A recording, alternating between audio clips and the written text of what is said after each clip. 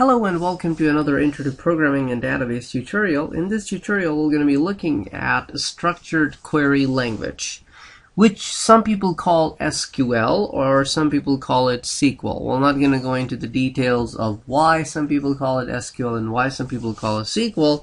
However, both pronunciations are in place. What is the reason of a structured query language and what is it? As we have learned in the previous tutorials, the database is a place where the data gets to be stored, and you need a management system to manage this data. Now, when we talk about managing the data, which is in the database, we need to be able to communicate with this data.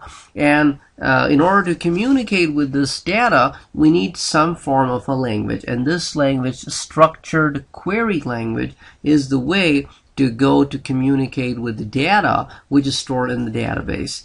So what the structured query language pretty much is, it's a single liner which starts with a command, and the command pretty much tells the database engine what kind of operation the user is interested in.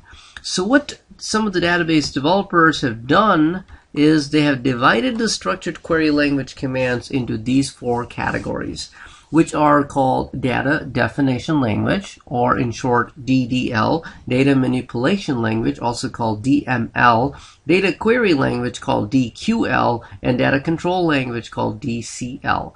When we talk about data definition language, it pretty much deals with being able to create things like creating tables, altering already existing tables, dropping already existing tables. So that's a definition language. It works with the defined structure of a language, of the database. Then data manipulation language pretty much deals with being able to insert records or add records, being able to update already existing records, and being able to delete already existing records. And data query language is used to retrieve the data that is already in place. So you're not changing anything, you're pretty much retrieving the data that's in place. And then we have data control language, which is used by the enterprise databases to put some kind of check and balance on the database, like in terms of creating users, in terms of creating privileges, in terms of assigning privileges to users, granting and revoking these privileges, and things of that nature. Something that allows these database administrators to have a control over the database and its resources. So these are the four distinct areas within SQL in which the SQL commands are placed. This is not a hardcore language like DDL, DML, DQL, DCL are not any kind of languages. They're basically categorizations of commands that fall under SQL. So commands like create, commands like alter, and drop. Those are the three commands that would fall under data definition language.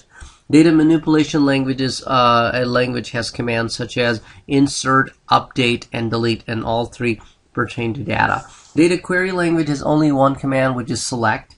The data control language has commands like creating users, granting permissions, revoking permissions, creating permissions, which are also called roles or privileges, things of that nature. SQL could actually be coded. In that way is pretty much called SQL, and the person who codes this is called an SQL developer. Or somebody could use a graphical user interface of drag and drop environment, or something that we have used in Microsoft Access where we use some kind of a grid or a menu and does things with the help of that without having to actually write an SQL. Like we created our table, we listed our fields, and we picked their data type. Instead of having to hard code write the SQL create command, we just use some kind of an interface.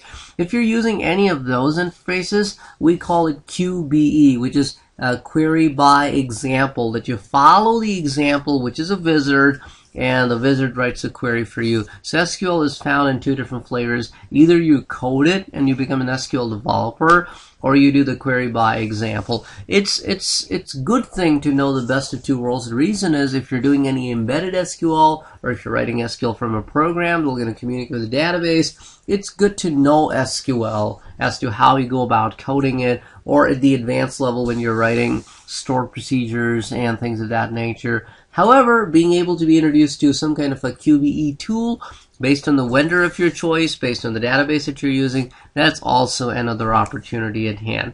So anyway, hope you would have enjoyed this tutorial. Catch you in the next one. Thank you for watching.